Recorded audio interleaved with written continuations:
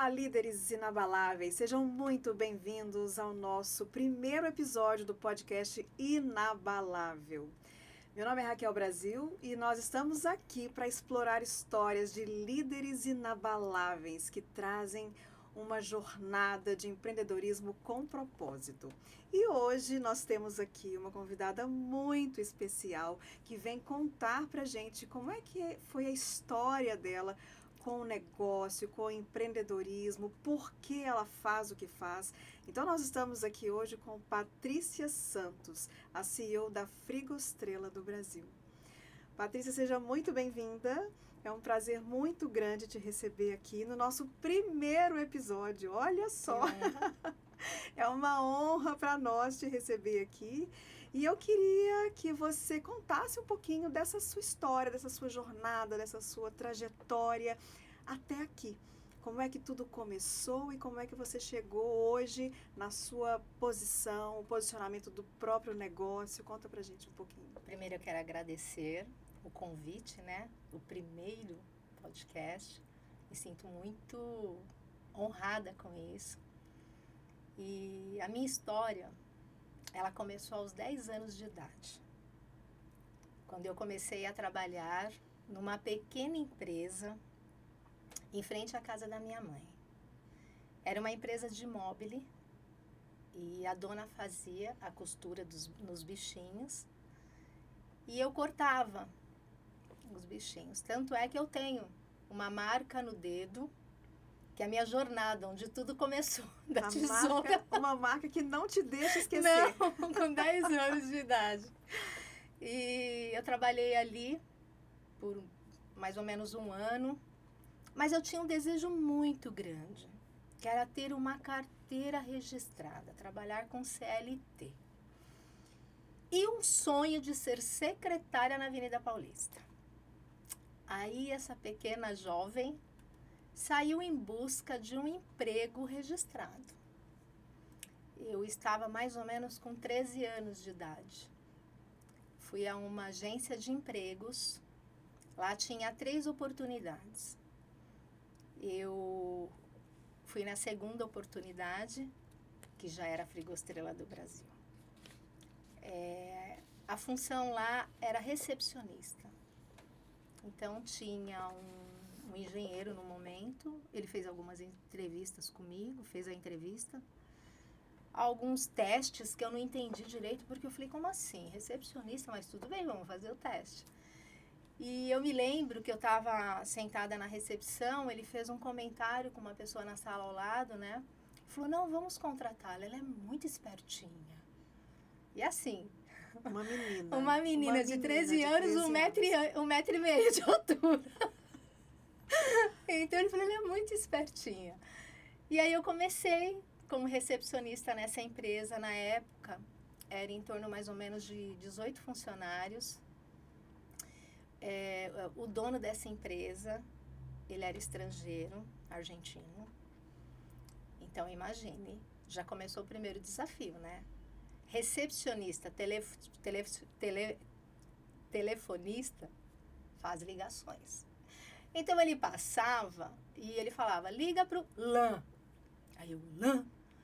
Tinha uma secretária, que era a secretária dele, e eu me aproximei dela, para ela me ajudar. E quando ele pedia as ligações, eu falava, Isilda, ele falou LAN, ela falou, tudo bem, o senhor fulano é Sadia. Falei, ai, tá bom.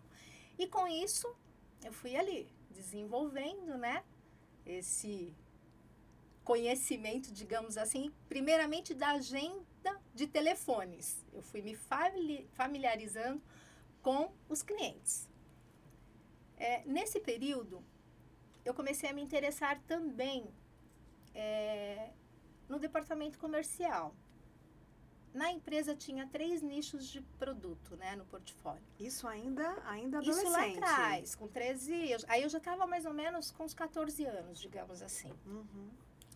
Aí, com os 3 nichos de produto, cada nicho de produto tem os reparos. Por quê? A vida útil desses produtos são 20 anos. Então, a gente tem um faturamento muito grande em cima dos reparos. E um dos produtos, eu me interessei, eu vi que era o que estava mais próximo de mim, porque minha sala da recepção ficava ao lado do almoxarifado. Então, eu tinha mais acesso. Aí eu comecei a me interessar, a perguntar, né? E aí eles passaram essa carteira de reparos para eu poder vender. E eu vi que tinha realmente um movimento um pouco maior. Era final de ano, não me recordo assim o ano específico, mas ele falou, olha, nós vamos ter férias coletivas. Aí eu achei aquilo cúmulo, porque eu falei, como? As empresas, elas têm um budget anual, que no final do ano, se resta alguma coisa, eles precisam investir, né? Comprar, enfim, nos fornecedores. E eu falei, nossa, é uma oportunidade para nós. Aí eu fui e fiz a proposta para o gestor. Eu falei, olha, eu fico nas férias coletivas. Ele falou, não, mas a gente vai dar férias coletivas para todo mundo da empresa, né? Que na época, como eu falei, uns 18 funcionários. Eu falei, não, eu fico. Eu vendo, eu vou para almoxarifado, eu separo, eu faturo, eu chamo a transportadora e eu entrego. Eu abro a empresa e fecho. Nessa época, eu já estava namorando com o meu esposo, hoje, que foi meu primeiro e único namorado. Então, ele me deixava na empresa de manhã e ia me buscar no final da tarde. Então, eu fiquei nesse período trabalhando sozinha. Sozinha, não tinha ninguém dentro da empresa. Não. E foi E se isso fosse nos dias de hoje, hein? Pois é. É isso que eu digo, outros né? Tempos. São outros. Eu tô dizendo, né, Raquel, há 40 anos atrás, né? Era outro formato de empresa, né? Metalúrgica, de mercado, trabalho. de tudo, né? E aí eu fiz esse trabalho, amei, trabalhei muito. Mas eu aprendi muito, porque eu que tinha que desbravar o que eu estava encontrando ali de dificuldade. Então, todos os produtos têm um manual. Na época tinha um manual, ainda temos, mas hoje a tecnologia é muito mais diferente, né? E aí eu peguei o manual e eu ia estudar. Isso. Aí ia no almoxarifado, estava identificado pelos nomes, eu mesmo separava, colocava na caixinha e tal. E aprendi muito com isso, foi muito bom, assim, para minha carreira inicial, digamos. Patrícia, eu posso imaginar esse gestor pensando assim, que funcionária é essa que a gente contratou há tão pouco tempo, porque não tinha tantos anos assim que você estava lá, que abre mão das férias para cuidar dos negócios da empresa. Sim, nessa época, Raquel, eu já estava efetivada com um dos meus sonhos realizados, que era a carteira de trabalho. Porque eu fiquei 3 meses como temporária e depois eu fui efetivada, né? Agora me fala uma coisa, quando você se imaginava com a carteira de trabalho na mão, registrada, que imagem era essa de você trabalhando assim, registrada? O que vinha na sua cabeça? Que eu tinha que fazer o meu melhor, porque eu já tinha alcançado aquele desejo. Então, eu tinha que fazer a melhor entrega. Naquele momento, era a melhor entrega como funcionária. E como é que você se via, assim, fisicamente? Você então, queria ser tinha algum sonho nessa história? Então, eu tinha, como eu falei inicialmente, um dos sonhos era ser secretária na Avenida Paulista. Por quê? Eu achava lindo. Assim, as mulheres bem arrumadas na Avenida Paulista, aquele polo que todos os escritórios estavam ali. Então, na minha mente era isso. Porém, a Frigostrela não era na Avenida Paulista. Na época, era perto do aeroporto de Congonhas, em São Paulo. Então, era ali. Mas já era uma avenida. A empresa já ficava numa avenida. Mas eu ainda tinha esse desejo, né? De me tornar uma secretária. Eu tinha esse desejo. Mas eu trabalhava, Raquel, era muito assim, muito engraçado, sabe? Porque eu tinha esse desejo, mas eu não ficava com aquela trabalhar. Eu executava, quando eu estava num departamento, em uma função, eu desempenhava aquilo com excelência. Então, as coisas foram acontecendo assim, naturalmente, sabe? Tudo foi muito naturalmente. E eu realmente, assim, na palavra de Deus diz que nós temos que trabalhar para o patrão como se fosse para Jesus. E eu sempre fiz isso. Minha maior preocupação era honrar a Deus. Então, em qualquer setor que eu estava, eu executava. Exato, eu entregava o melhor. Eu ainda não era formada, porque eu não tinha condição financeira de fazer uma faculdade na época. Mas esse gestor começou a ver em minha pessoa esse potencial de desenvolver outros. Eu não me enxergava tanto, digamos assim. Mas ele já estava vendo que ali tinha grandes possibilidades. Exato. Aí ele me proporcionou a faculdade, a empresa pagou a minha faculdade. Eu sou formada em administração, pós-graduada em marketing, entre outros MBAs que eu fui fazendo, né, no decorrer desses anos, me especializando. E nesse período passaram alguns anos, né, me dedicando sempre à empresa, com os equipamentos, sempre ali interessada. Nessa parte comercial eu sempre tive uma paixão muito grande, sabe? Na parte comercial, de vender. E nesse período ele também começou a me levar nas feiras que a gente participava, expondo os nossos equipamentos. Aí eu comecei a ver um outro mundo, porque eu comecei a ter o contato com os clientes. Então, assim, até então era por telefone. Dentro da fábrica. Exato. Na feira, olho no olho do cliente. Então, aquilo era uma paixão, assim. Eu ficava encantada com aquele mundo de feira, meus clientes, atendendo os meus clientes, fazendo negócio na feira.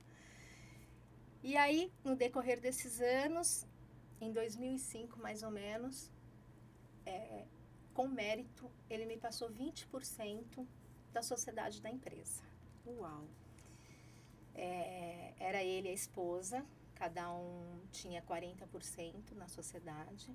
E ele me transferiu 20% porque ele já tinha 70 anos de idade e ele não tinha como fazer financiamentos nos bancos por conta da idade. Então, ele me agregou ao contrato social. Ele viu em você uma pessoa de confiança. Sim. E com a competência na execução do trabalho. Exato. Que ele precisava ali. E aí, sensacional. Eu me enxerguei assim como dona. Eu não tinha uma ganância, aquela coisa de ganância, sabe? Raquel Jai, não, empoderada. Eu nem gosto muito desse nome, para ser franca, sabe? Mas eu me senti assim, eu sou dona da empresa. Eu vou continuar fazendo o que eu sempre fiz. Mas aí a gente tem um olhar agora, eu comecei a ter um olhar empreendedora. Mas afinco, assim, no sentido de conhecimento, parte financeira de uma empresa. Ou seja, não tinha aquele olhar de, mas são só 20%. Não, são 20%. Foi geral. E eu sou dona desse negócio. Exatamente. Eu que trabalho muito com a temática liderança, essa é uma questão que eu trabalho muito com os meus clientes de uma forma geral. O posicionamento. Não importa se eu tenho 5, se eu tenho 10, se eu tenho 80, não importa que negócio é esse, que tamanho de negócio que é esse, se é um micro negócio, se é um médio negócio, se é um grande negócio. Eu preciso me posicionar como dona do meu negócio. E esse movimento de me posicionar vai gerando outros movimentos. Sim. E ao longo do tempo os resultados começam a surgir. É impressionante. E foi exatamente isso que aconteceu. Eu comecei a me dedicar na parte financeira da empresa, RH, né? Quando a gente fala assim em departamentos, quando cita só um nome, parece pouco. Mas não. Eu fui estudar contabilidade, eu fui estudar o passivo. Eu já tinha minha faculdade, mas eu fui me aprofundar, né? Passivo, ativo, dívidas, impostos, que os impostos não são poucos, né? Dentro de uma indústria. E é extremamente complexo. Certo, né? Metalúrgica, RH, e toda a parte de lei, sindicato, enfim. E com isso eu fui me interessando, estudando, me aprofundando, quando eu recebi esses 20% e me enxerguei como dona no contexto geral, né?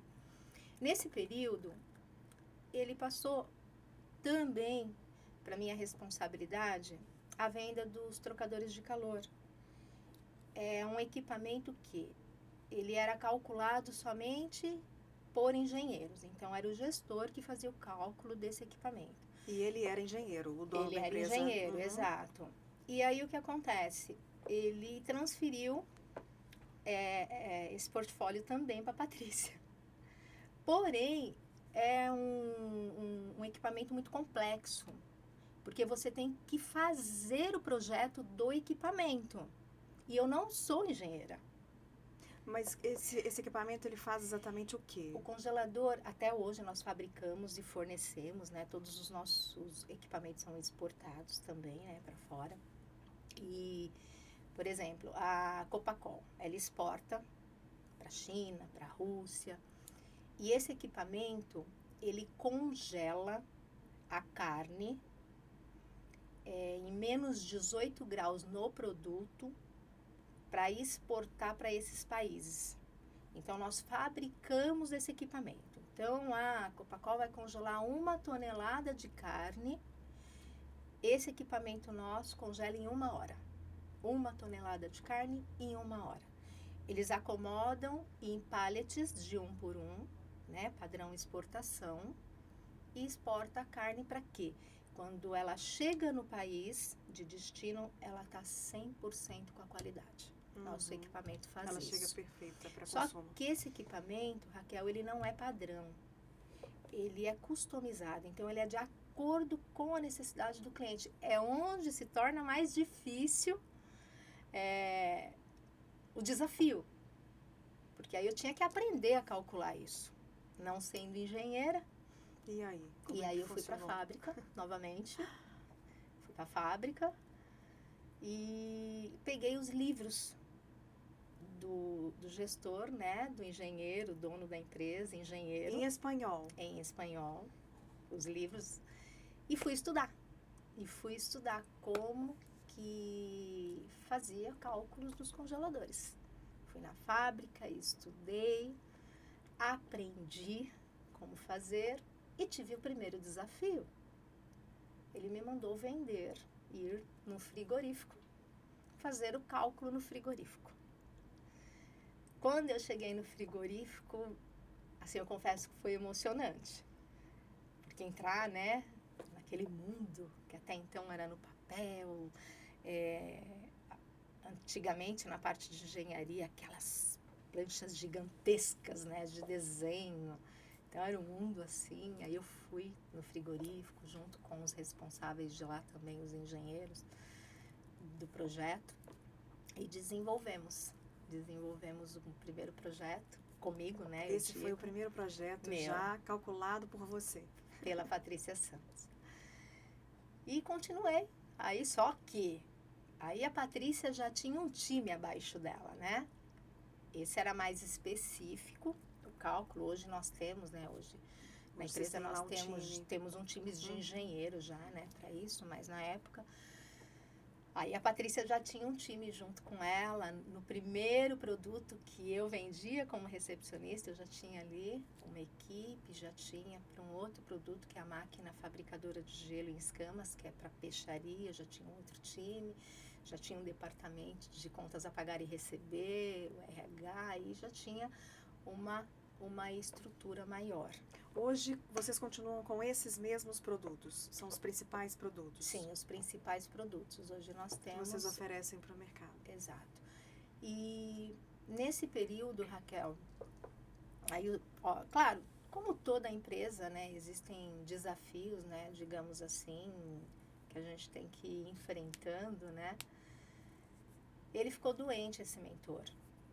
Em 2010, mais ou menos, ele ficou doente. E a gente cuidou dele, porque morando no Brasil, né? Digo a gente, eu e meu esposo, a minha família. Em 2011 ele faleceu. Ele teve um câncer e faleceu. E aí, na abertura do testamento, ele transferiu os 40% que ele tinha na sociedade para mim. Então eu estava com 60% de cotas dentro do contrato social. Como é que foi isso, Patrícia? Muita dedicação. Descobri que, de repente, 40% da empresa... Não, olha, foi algo que eu nunca tinha almejado, sinceramente.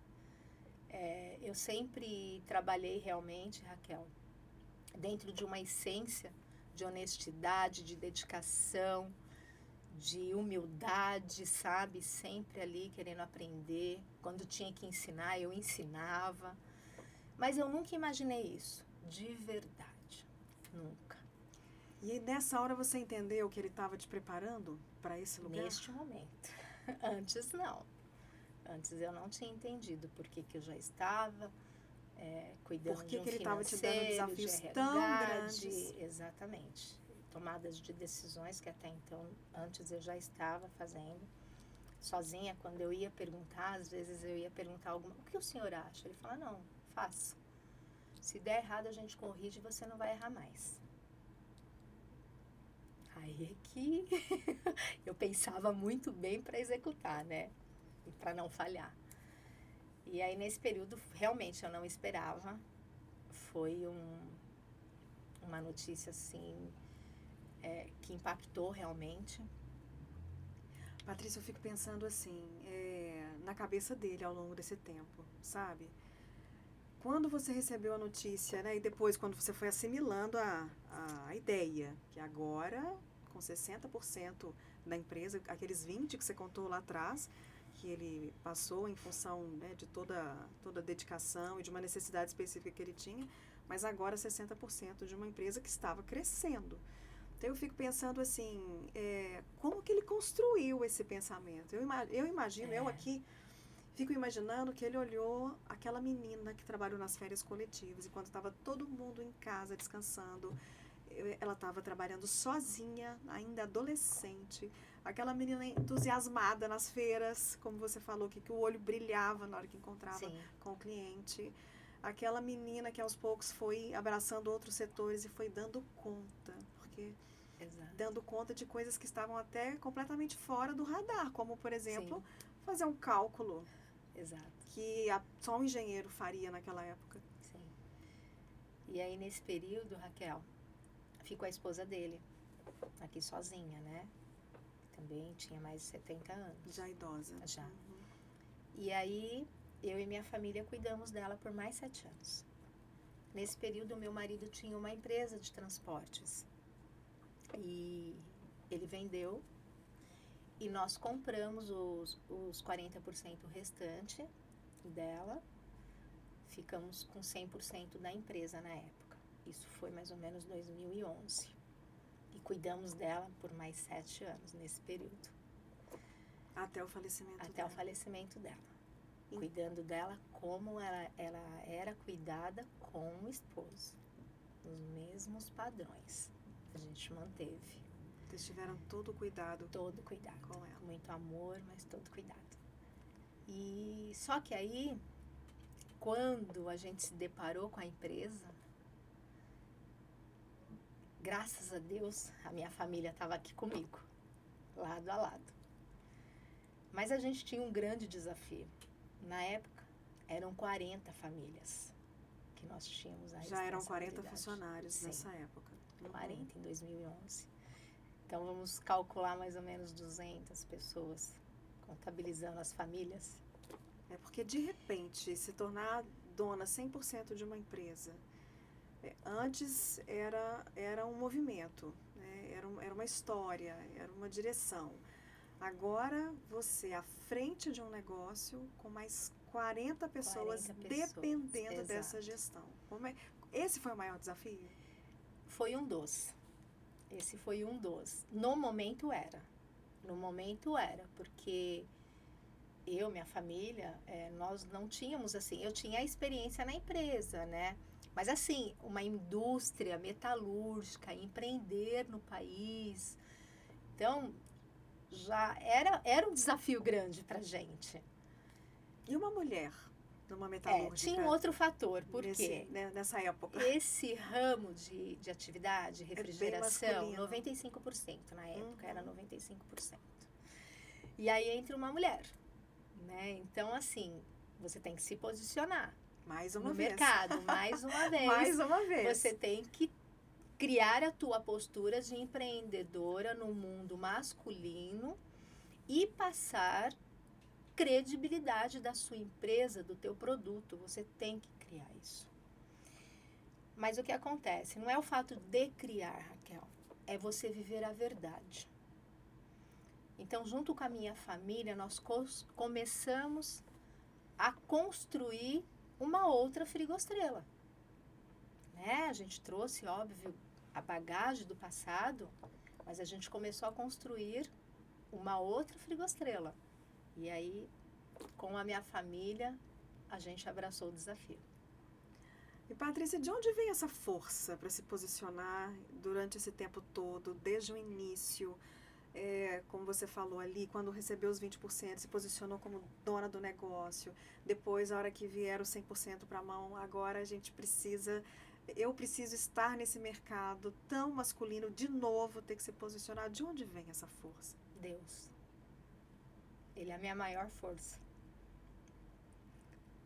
E hoje quando você olha para o seu negócio, você enxerga um negócio bem-sucedido, que abençoou tantas pessoas, porque hoje já são quantos funcionários? 84. 84 funcionários, né?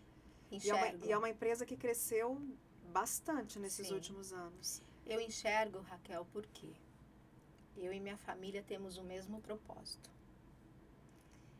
E nós colocamos Deus como dono do negócio. Então, tudo que é feito dentro da Frigostrela, nós pedimos a direção de Deus. Nós temos um devocional na empresa toda segunda-feira. Quando a gente entra na empresa, esse devocional é livre, né? Nossos colaboradores, eles têm livre-arbítrio de ir. Nós começamos na época com 20 funcionários, hoje já tem 44 interessados que participam. E a gente traz um versículo, uma reflexão, um louvor, e a gente consagra ali, Raquel, todas as nossas propostas, a gente consagra ao Senhor a nossa semana inteira. E assim começa a nossa semana dentro da Frigostrela, consagrando para Deus tudo que nós vamos fazer. É assim que a gente inicia, eu e minha família. Então a gente sai da história da menina que tinha um sonho de ter uma carteira de trabalho e de ser uma secretária executiva na Avenida Paulista, Sim. a CEO da Frigostrela do Brasil. Exatamente. É assim que se resume a história, Que se resume a história da empresária Patrícia hoje, Santos. com toda a minha família dentro da empresa. Nós falamos que, eu costumo dizer, Raquel, que Deus, Ele nos confiou a Frigostrela não somente para empregar pessoas, mas para propagar o Evangelho de Jesus Cristo. Lá, hoje nós entendemos o porquê Deus nos delegou a função de empresários, empreendedores. Porque nós cumprimos missões. Porque o nosso objetivo maior é enriquecer o céu. Nós temos essa missão. Claro que a empresa, ela tem que ser lucrativa. Sim. A gente enxerga isso, trabalhamos também para isso, né? Com várias ideias. Hoje a gente tem novos produtos, enfim, estamos entrando em outros países também, exportando, trabalhamos muito para isso. Mas por quê? Porque o nosso foco maior é no Evangelho de Deus. Nós direcionamos grande parte das nossas finanças para o reino de Deus. Olha só, a gente começa a perceber que a gente pode ser bivocacionada. Sim, é verdade. A gente começa a entender que não precisa ser só empresário, ou só um missionário, ou só um pastor, ou só... Não, a gente pode ser bivocacionado, a gente pode fazer do nosso trabalho Sim. a nossa missão. Sim. A gente pode fazer da nossa empresa, do nosso negócio, a nossa missão. Ou seja, a partir do nosso trabalho, através do nosso trabalho, a gente pode alcançar as pessoas, abençoar as pessoas, né? E tem uma série de maneiras da gente fazer isso. Então, você tocou num ponto aqui importantíssimo quando a gente fala de empresas, que é a questão da lucratividade. Sim, é um negócio que abençoa pessoas, mas é um negócio que precisa dar lucro, precisa Sim. ser sustentável. Senão a gente não consegue manter Sim. essas 84 Claro. pessoas que estão lá. Agora, do ponto de vista prático agora, vamos falar do que vocês fazem lá no dia a dia.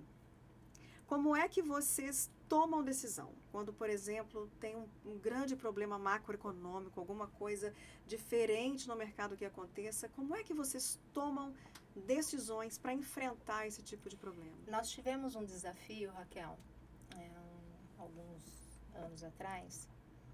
Esse eu considero um desafio grande na época.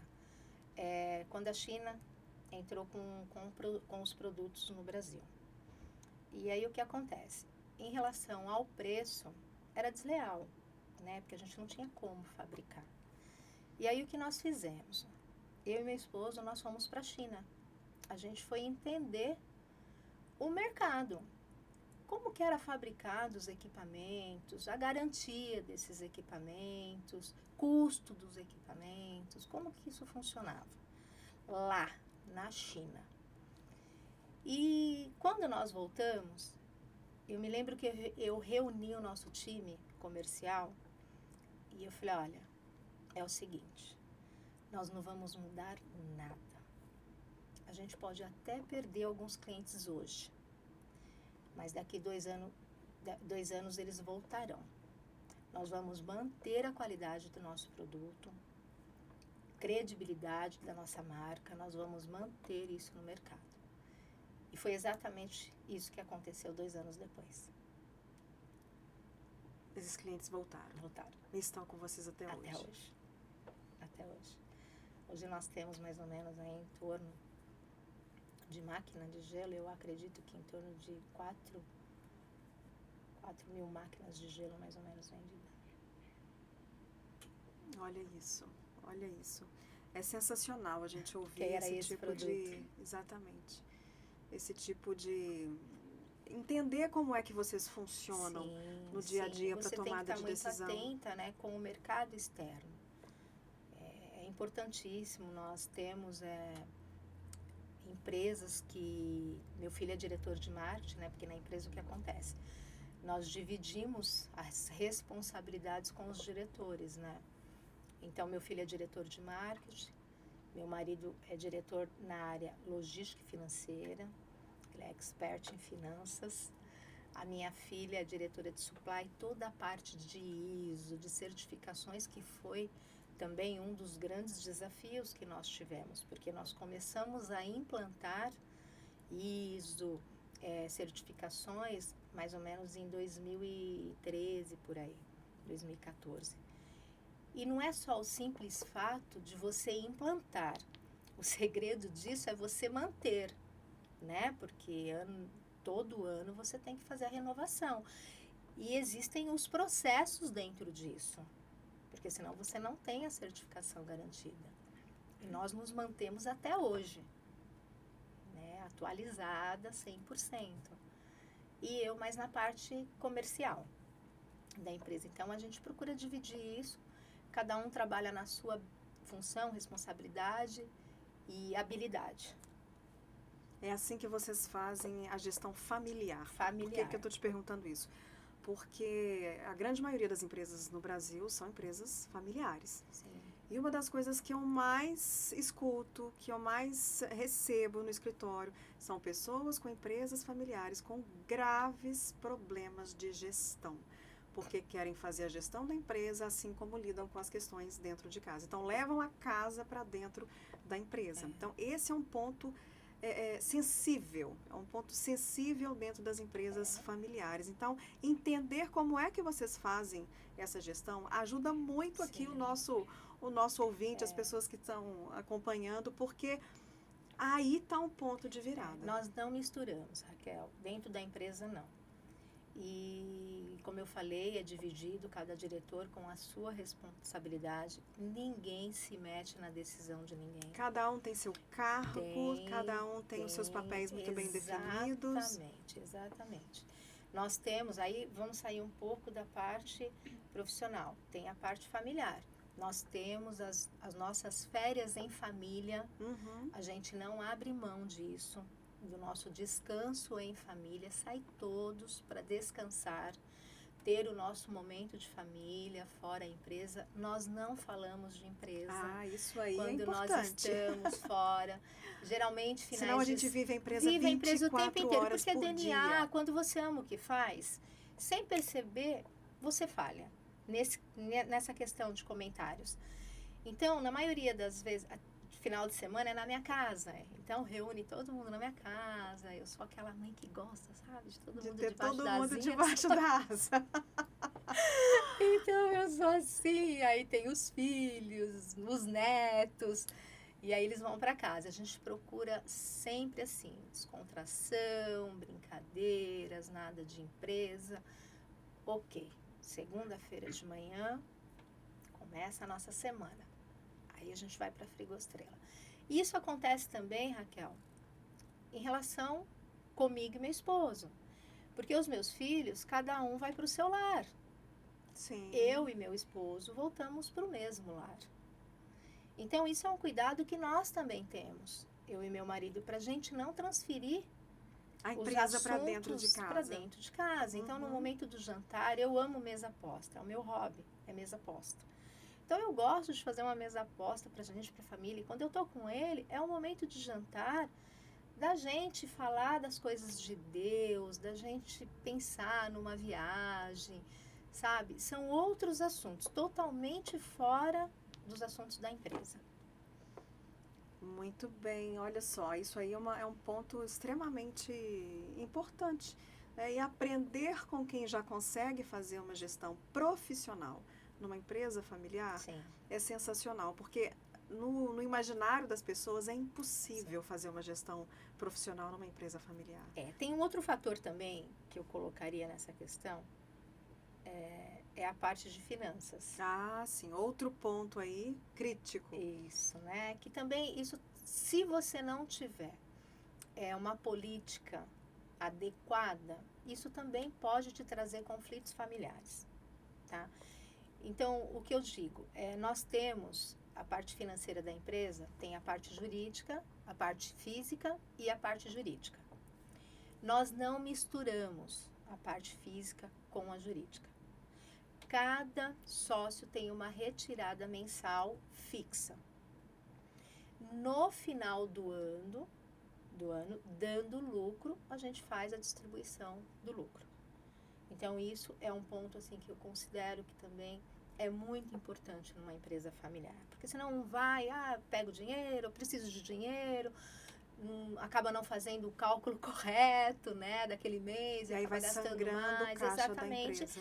E assim, a empresa, ela precisa estar saudável, né? Isso é fundamental, tanto para o reino de Deus, como para todas essas 84 famílias que a gente está cuidando, e para nós, né, que estamos ali produzindo junto, né? Muito bem. Isso é importante a gente entender, porque, como eu falei, esse é um outro ponto crítico, porque é um pouco da nossa cultura também, quando a gente fala de empreendedorismo no Brasil, a mistura desse dinheiro. Então, o dinheiro da empresa é o dinheiro da conta pessoal, que está na conta de pessoa física, que ao mesmo tempo está hora aqui, hora ali.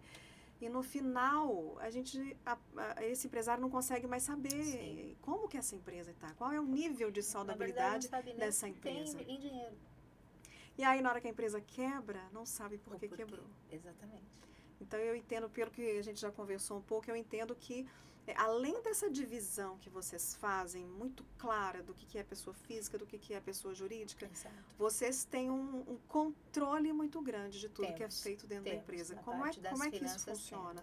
Tanto a parte de finanças, quanto eu entendo que os outros controles, eles são importantes para essa análise de como é que está andando, caminhando esse negócio. Na verdade, Raquel, nós temos reuniões semanais dos departamentos.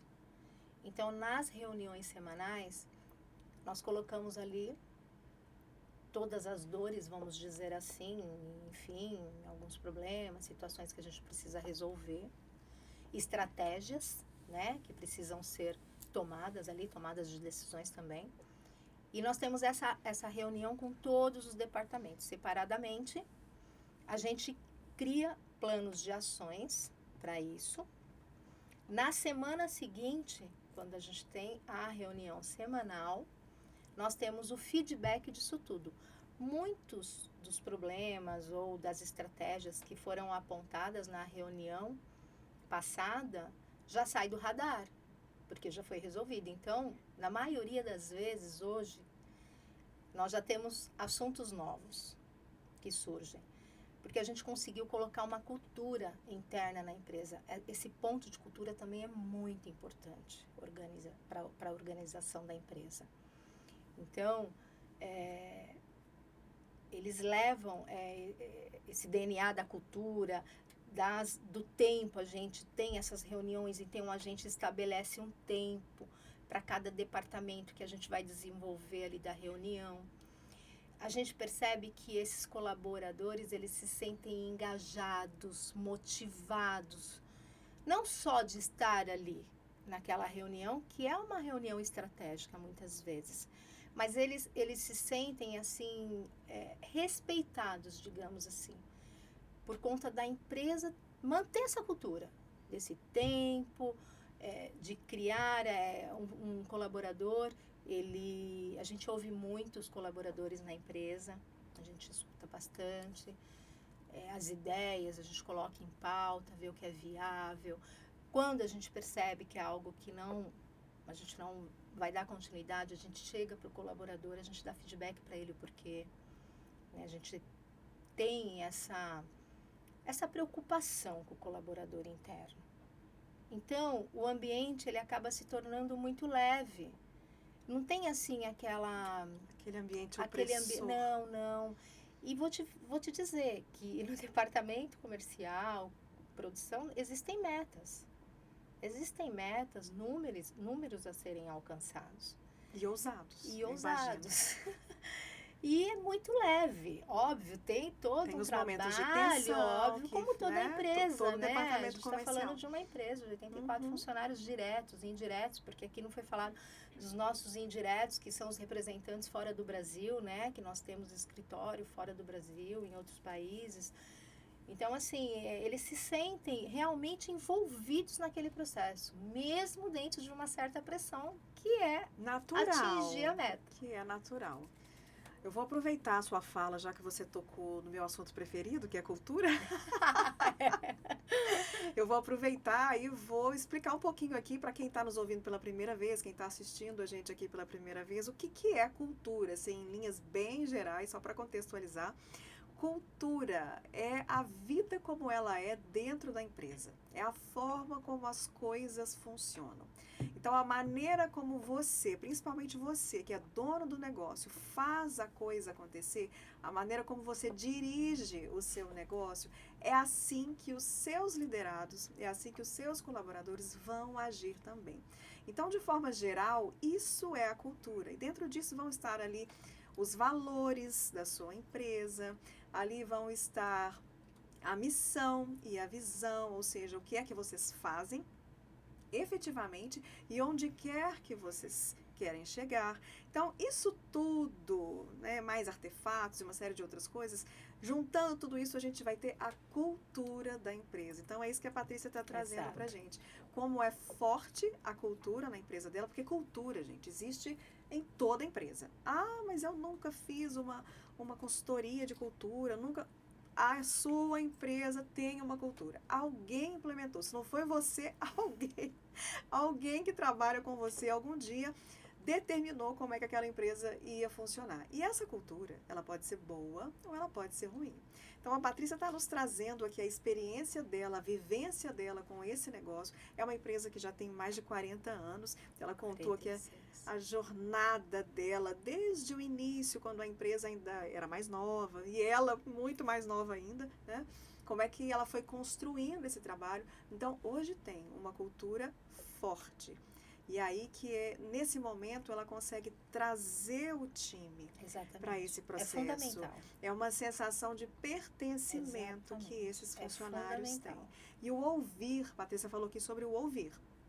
Isso é de extrema importância. Então, não quer dizer que tudo que você ouviu, você vai fazer exatamente como você absorveu aquela informação. Não, mas você precisa ouvir. E a partir do que você ouviu, a partir da sua experiência, da sua expertise com o time, no caso dela, o time de diretores que ela tem, que é composto ali pela família, então eles vão tomar as decisões que são mais importantes. Exatamente. Isso é fundamental, Raquel. Eu costumo dizer, a nossa família fala, né?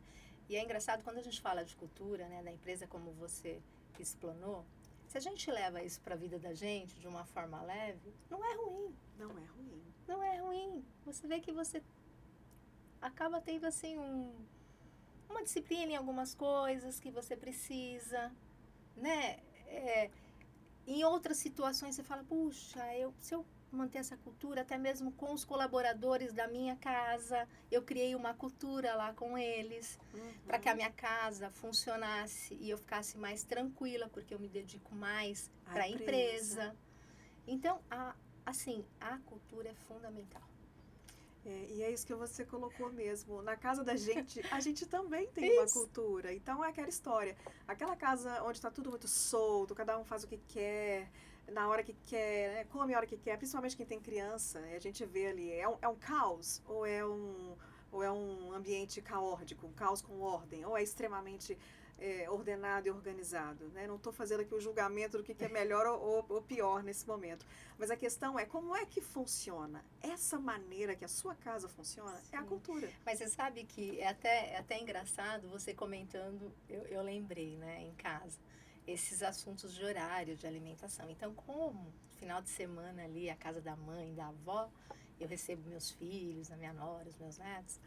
Então, o que acontece? O meu marido, ele instalou um sino grande, que fica na porta da gourmet, onde são feitas as refeições na minha casa.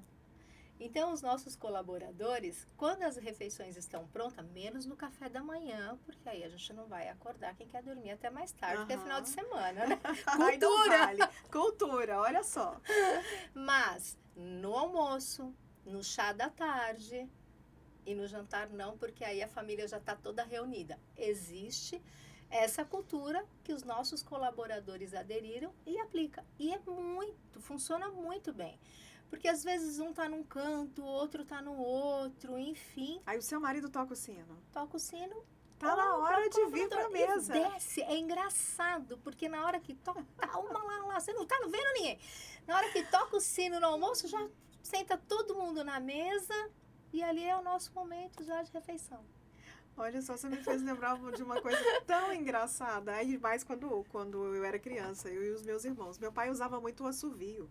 Era característico. A gente, de longe, a gente ouvia o assovio, sabia que estava na hora de voltar para casa. Então, a cultura que foi estabelecida. Era por alguma coisa. Ou era a hora do banho, ou era a hora do almoço. Mas voltava. Mas voltava. Ai, se não voltasse. Então, é isso. Exatamente, esse é o ponto. Então, quando a gente traz aqui, a gente traz essa história da cultura para um lugar mais comum, né? Para um lugar, uma explicação mais simples, porque é simples. É sobre as coisas simples da vida. E na empresa não é diferente. O detalhe, Raquel, é que na empresa o que acontece? Tudo que a gente fala na cultura, eu enxergo, que você está lidando com pessoas.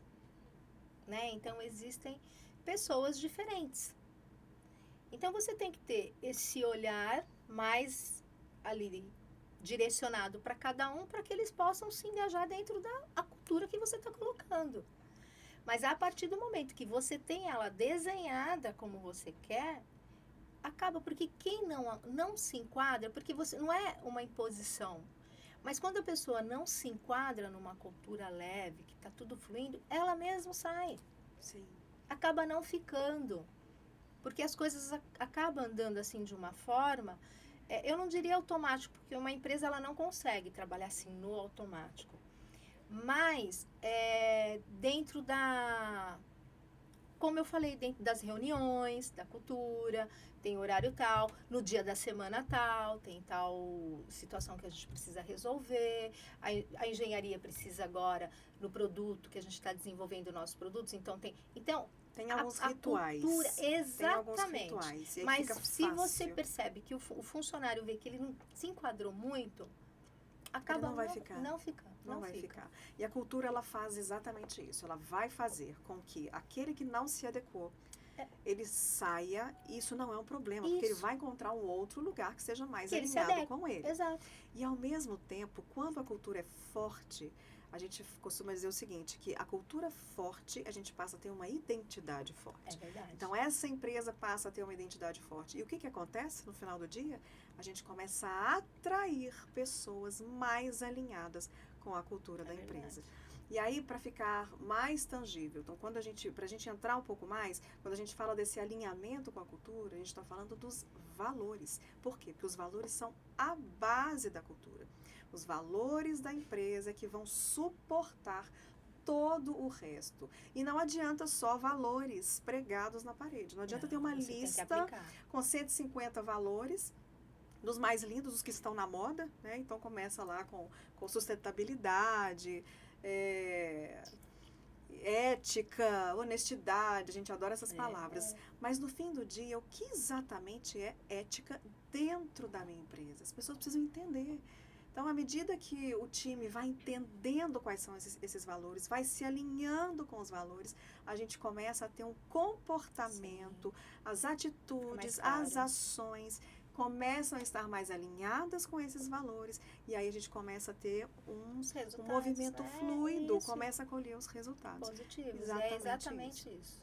Exatamente isso. Então, é muito bom quando a gente encontra uma empresa onde isso acontece na prática. Isso acontece. Isso é possível. É verdade. Isso é possível, né? Porque tem um processo, mas assim... Não é um processo simples, a gente não está aqui para falar que é da noite pro dia. Porque às vezes, né, a gente está falando, mas tudo muito... Não. Foi um processo árduo, não é um processo simples, mas você tem que se posicionar. Eu costumo falar para minha família que nós temos que ser visionários. E tudo isso, Raquel, você tem que investir. Né? Para você implantar uma cultura, você tem que investir na tua cultura. Não tem como. Investir nas pessoas. Nós temos pessoas dentro da empresa que são formadas hoje, são engenheiros que a Frigostrela proporcionou estudo. Nós temos engenheiros de elétrica, enfim, a Frigostrela foi proporcionando tudo isso, porque foi dentro de uma cultura de investimento, que fazemos até hoje. Mentoria para os nossos gerentes, que hoje já estão em outro nível. Nós, diretores, aplicamos, investimos em nós, para mentoria, para mais conhecimento. Patrícia, você sabe que essa questão é de extrema relevância pelo seguinte, quando a empresa ela começa a ficar num lugar onde quem está no topo da pirâmide começa a entender que ele é capaz de resolver todas as coisas e que ele não precisa de ninguém, essa empresa, muito certamente, ela não vai crescer. Porque esse líder precisa de desafios novos. Para fazer essa empresa crescer, ele tem que buscar desafios diferentes. Desafios, inclusive, que ele não sabe resolver. Para subir de patamar, os problemas também vão subindo de patamar. E aí, o que esse gestor faz? Ele vai buscar ajuda externa. Claro, não tem que desenvolver todas as habilidades do mundo para resolver todas as questões da empresa. Eu vejo isso muito em vocês. Isso é muito importante, Raquel, por quê? Porque nós, hoje, no nosso mundo hoje, tá? Como empreendedor, hoje, nós temos que ter uma tomada de decisão mais rápida. Porque o mercado está aí. As concorrências, empresas, enfim. Então, a gente precisa tomar uma decisão mais rápida. Então, para isso, o que a gente busca? Exatamente o que você falou. Conhecimento, técnicas novas. Hoje a gente tem aí a inteligência artificial. Vamos usá-la para o nosso benefício. Para isso, a gente vai buscar conhecimento. Então, nós, como gestores, diretores, a gente, sim, se coloca numa situação assim...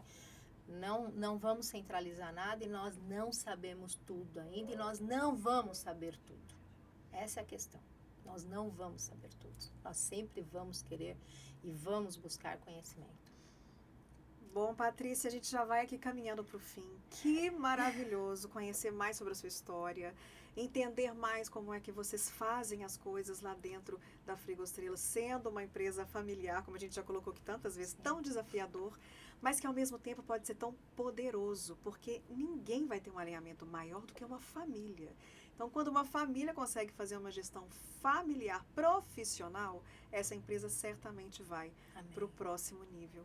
Então, eu quero agradecer a vocês que nos acompanharam aqui, nosso primeiro episódio do podcast Inabalável, com a presença ilustre aqui da Patrícia Santos. Patrícia, quer deixar uma mensagem final para esse dono de negócio, para esse empresário que está assistindo a gente aqui, pode estar aí cheio de dúvidas sobre qual é o próximo passo? Olha, Raquel, o que eu diria? Coloque Deus como dono do seu negócio. Se eu falo claramente, até eu carrego comigo, dentro dessa questão, Hebreus 11:1. É um versículo que fala muito no meu coração. E faça a parte humana bem feita.